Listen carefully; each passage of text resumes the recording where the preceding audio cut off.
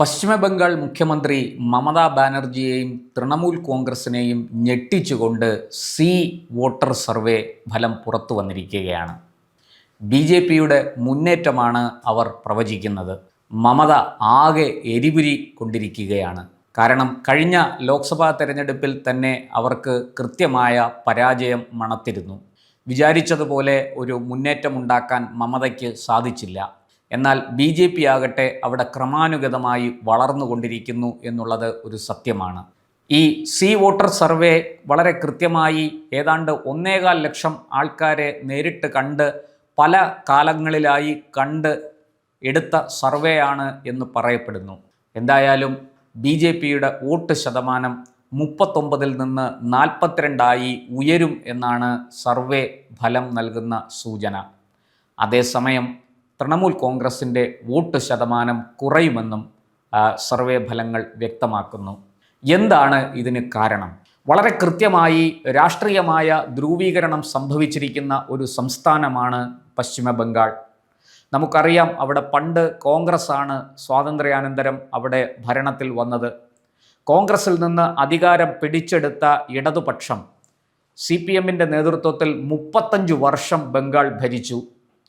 തുടർന്നാണ് CPM-നെ കടപുഴക്കി എറിഞ്ഞുകൊണ്ട് അവിടെ മമതയുടെ തേരോട്ടം ആരംഭിച്ചത്. മമത കോൺഗ്രസിൽ നിന്ന് പുറത്തു വന്ന് തൃണമൂൽ കോൺഗ്രസ് രൂപീകരിക്കുകയും ഏതാണ്ട് 1996-97 കാലത്ത് വാജ്പേയി സർക്കാർ അധികാരത്തിൽ വന്നപ്പോൾ അതിൽ റെയിൽവേ മന്ത്രിയാവുകയും ഒക്കെ ചെയ്തത് കഥ നമുക്കറിയാം. അത് ഇന്ത്യയുടെ രാഷ്ട്രീയ ചരിത്രമാണ്. അങ്ങനെ മുന്നോട്ട് പോയ മമത പിന്നീട് NDA-യുമായിട്ട് തെറ്റിപ്പിരിഞ്ഞ് 2004-ൽ UPA സർക്കാരിനൊപ്പം ചേരുന്ന കാഴ്ചയും നമ്മൾ കണ്ടു. 2009-ലും അവർ UPA സർക്കാരിനൊപ്പമായിരുന്നു. 2011-ൽ നടന്ന തെരഞ്ഞെടുപ്പിലാണ് അവർ CPM-നെ കടപുഴക്കി എറിഞ്ഞുകൊണ്ട്, നമുക്കറിയാം നന്ദിഗ്രാം സിംഗൂർ ഇഷ്യൂ ഒക്കെ, ആ വിവാദങ്ങളൊക്കെ നമുക്ക് പരിചിതമാണ്. അവിടെ കർഷകരെ ഭൂമി കയ്യേറി എന്നാരോപിച്ച് കർഷകർക്ക് നേരെ ഇടതു സർക്കാരിൻ്റെ പോലീസ് വെടിയുതിർക്കുകയും 40-ലധികം കർഷകർ കൊല്ലപ്പെടുകയും ചെയ്ത വലിയ ഒരു ദാരുണമായ സംഭവം അന്നവിടെ അരങ്ങേറി. അതിനെ തുടർന്നാണ്, അതേതാണ്ട് 2008-09 ആ കാലത്തൊക്കെയാണത് സംഭവിച്ചത്. അതിനെ തുടർന്നാണ് അവിടെ മമതയുടെ തേരോട്ടം ആരംഭിക്കുന്നത്. ഈ കർഷകരെയും ന്യൂനപക്ഷങ്ങളെയും ഒക്കെ ഒപ്പം നിർത്തിക്കൊണ്ട് മമത ഈ ഇടതുപക്ഷത്തിൻ്റെ 35 വർഷം നീണ്ട ഭരണത്തെ വലിച്ച് താഴെയിട്ടു എന്നുള്ളതാണ് സത്യം. എന്നാൽ അധികാരത്തിലേറിയ മമതയ്ക്കും അവിടെ ബംഗാളിലെ ദാരിദ്ര്യം ഇല്ലാതാക്കാനോ ബംഗാളിനെ ഒരു വികസനോന്മുഖമായ പാതയിലേക്ക് കൊണ്ടുവരാനോ സാധിച്ചില്ല. വലിയ രീതിയിൽ ബംഗാൾ ബുദ്ധിമുട്ട് അനുഭവിക്കുന്നു, സാമ്പത്തിക പ്രയാസം അനുഭവിക്കുന്നു എന്നുള്ളത് സത്യമാണ്. എന്താണ് ഇതിന് കാരണം? ഈ 35 വർഷം അവിടെ ഇടതുപക്ഷം ഭരിച്ചു എന്ന് പറയുമ്പോൾ കോൺഗ്രസും മമതയും BJP-യും ആരോപിക്കുന്നത് ഭരിച്ച് മുടിപ്പിച്ചു എന്നാണ്. അതുപോലെ തന്നെ 1/4 നൂറ്റാണ്ടിലധികം കാലം ത്രിപുര ഭരിച്ചതും ഇടതുപക്ഷം ഇങ്ങനെയാണ്, അവിടെ ഭരിച്ചു മുടിപ്പിച്ചു എന്നാണ് രാഷ്ട്രീയ എതിരാളികൾ ആരോപിക്കുന്നത്. എന്തു തന്നെയായാലും ത്രിപുരയിൽ അവിടെ ഇടതുപക്ഷത്തെ ഈ പറഞ്ഞതുപോലെ മുച്ചൂടും നശിപ്പിച്ചുകൊണ്ട് BJP അവിടെ അധികാരം പിടിച്ചു. ഇപ്പോൾ തുടർച്ചയായി 2ാമത്തെ തവണയും BJP അവിടെ ജയിച്ചു കയറിയിട്ടുണ്ട്. എന്നാൽ ബംഗാളിൻ്റെ സ്ഥിതി അതല്ല.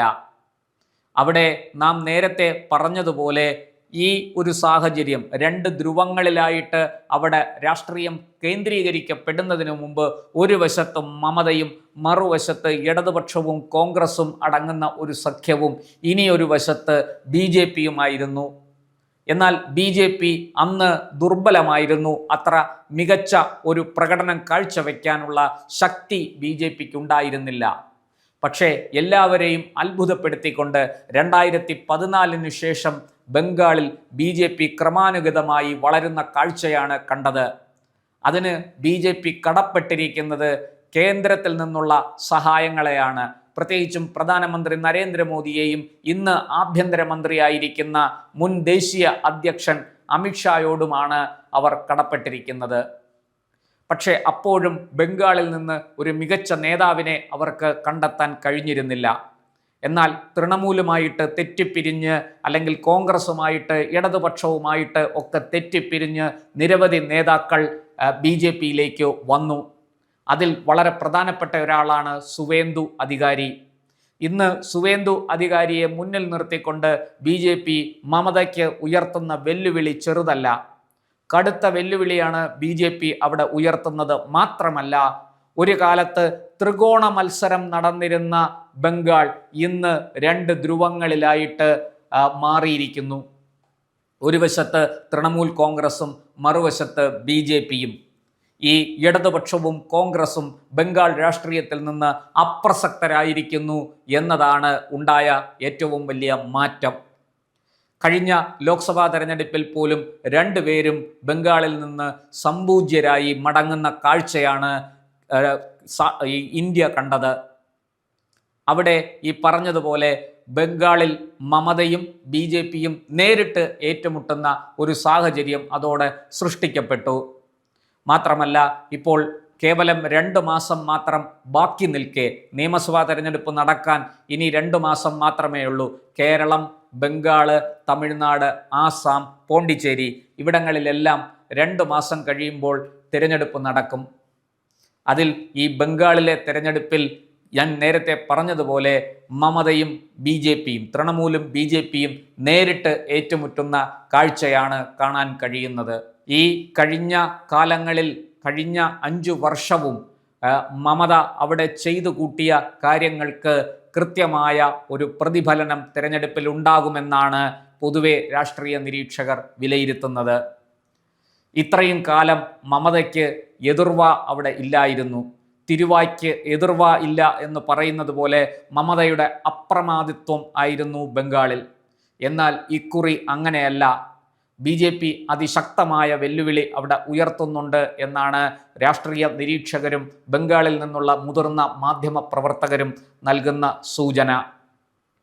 ഈ വോട്ടർ സർവേ ഫലം കൂടി പുറത്തു വന്നതോടെ ഈ കാര്യം അടിവരയിട്ട് ഉറപ്പിക്കാം എന്ന് തോന്നുന്നു. മാത്രമല്ല, SIR ഉൾപ്പെടെയുള്ള നടപടികൾ, സ്പെഷ്യൽ ഇൻറ്റൻസീവ് റിവിഷൻ, അതുപോലെ തന്നെ 2025 കൊണ്ടുവരുന്ന ഫോറിനേഴ്സ് ആൻഡ് എമിഗ്രേഷൻ ആക്ട് 2025 ഇതൊക്കെ ബംഗാളിൽ വലിയ ചലനങ്ങൾ സൃഷ്ടിച്ചിട്ടുണ്ട്. ബംഗാളിലേക്ക് നുഴഞ്ഞു കയറിയ ബംഗ്ലാദേശികളെ, വലിയ അളവിൽ ബംഗ്ലാദേശികൾ ബംഗാളിലേക്ക് നുഴഞ്ഞു കയറിയിരുന്നു. അവർ മുഴുവനും ഇന്ന് ബംഗാൾ വിട്ട് മടങ്ങുന്ന കാഴ്ചയാണ് നമ്മൾ കണ്ടത്.